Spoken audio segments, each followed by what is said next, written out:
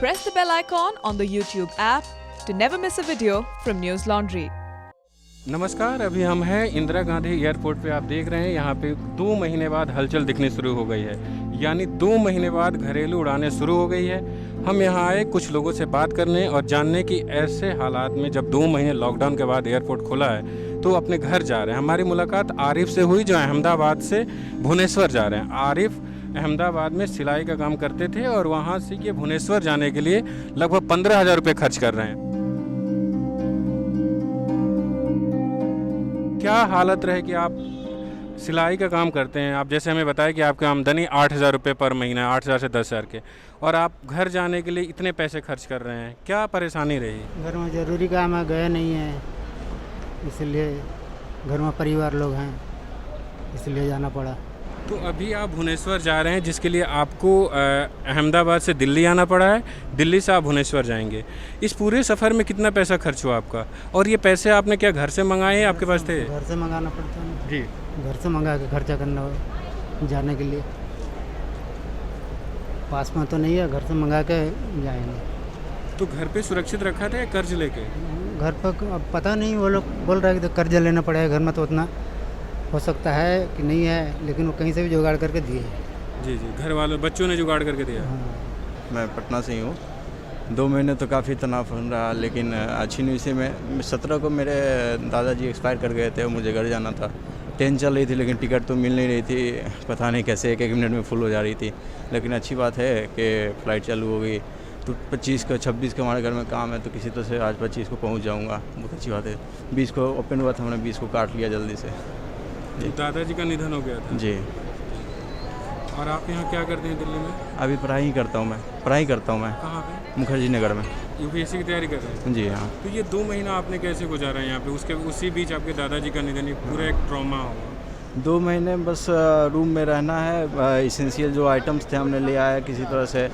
ज़्यादा हमारे मेड जो आती थी खाना बनाने के लिए वो भी नहीं आएगी, तो खाना खुद से ही बनाना पड़ा, खुद से ही खाना पड़ा। जो सिंपल चावल दाल ही बना के हम लोग खाए। ऐसे बहुत तनावपूर्ण रहा, बहुत टेंशन में रहे 2 महीने। जी। तो अभी गांव जा रहे हैं, जो इससे पहले भी आप फ्लाइट से आए हैं बिहार से? नहीं, इससे पहले तो मैं फ़्लाइट से नहीं आया हूँ, लेकिन अभी फ़्लाइट से तो फर्स्ट टाइम में जा रहा हूँ। तो किराया क्या ज़्यादा लगा या नॉर्मल ही लगा? ऐसे नॉर्मल तो 3,000 से 4,000 ही बढ़ते थे, लेकिन अभी तो बहुत ज़्यादा, लगभग 9,000 पड़ गए मेरे। तो दिल्ली से पटना जाने का 9,000 का किराया पड़ा? जी। तो ये जो फ़्लाइट का टिकट है, इससे पहले आप फ़्लाइट से आए हैं बिहार से? हाँ जी, पहले मैं फ़्लाइट चढ़ चुका, अब यही पूछ रहे हैं। तो जो पहले का किराया था और अब का किराए में अंतर है? बहुत ज़्यादा। कितना? मैं पिछले लास्ट टाइम गया था 1,700 में, हाँ। इस बार मेरा 9,400 का। तो आपको लग रहा है कि सरकार ज़्यादा पैसे वसूल रही है ऐसे समय में जब सब लोग परेशान हैं?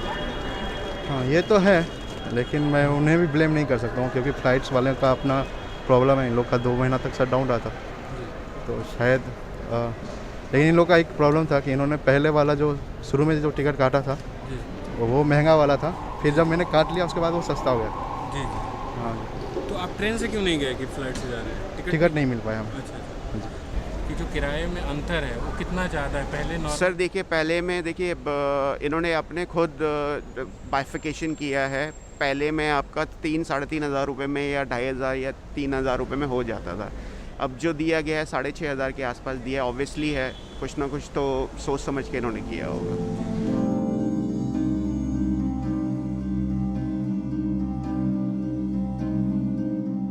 पश्चिम बंगाल जाने की तमाम फ़्लाइट्स को 28 मई तक के लिए कैंसिल कर दिया गया है, क्योंकि वहाँ आए तूफ़ान के बाद सब कुछ अस्त व्यस्त है।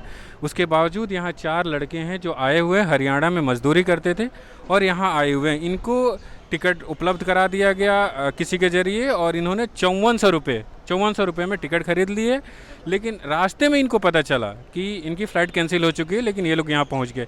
क्या हुआ, पूरी कहानी अगर हमें बताएं। अरे हम लोग जब रास्ते से आ रहे हैं, कुछ देर आगे हम लोग को बोला ये टिकट कैंसिल हो गया है फ़्लाइट। फिर हम लोग क्या करेंगे? तो आगे क्या करने वाले हैं? क्या करेंगे सोच रहा है, इधर ही बैठे रहेंगे और क्या करेंगे 28 तारीख तक।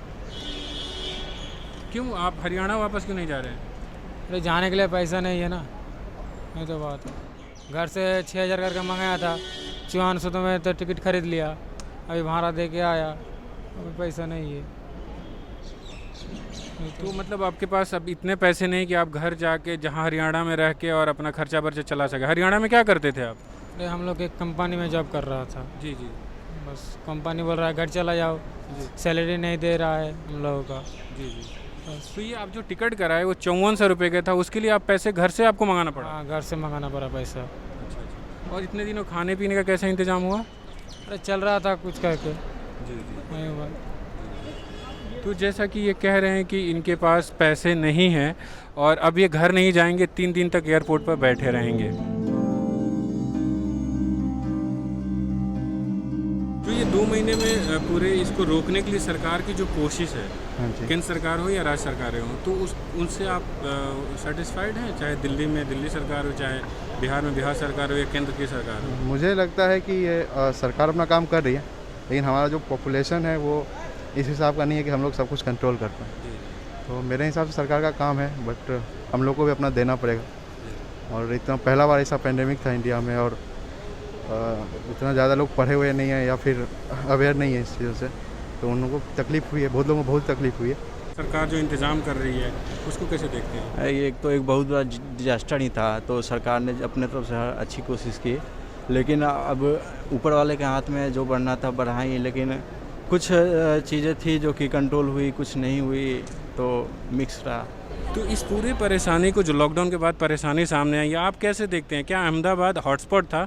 गुजरात सरकार वहाँ पे इंतज़ाम कर रही थी लोगों के खाने पीने रहने का ठीक से? यहाँ खाने पीने उतना कोई सुविधा नहीं है खाने पीने का हमारे जहाँ है।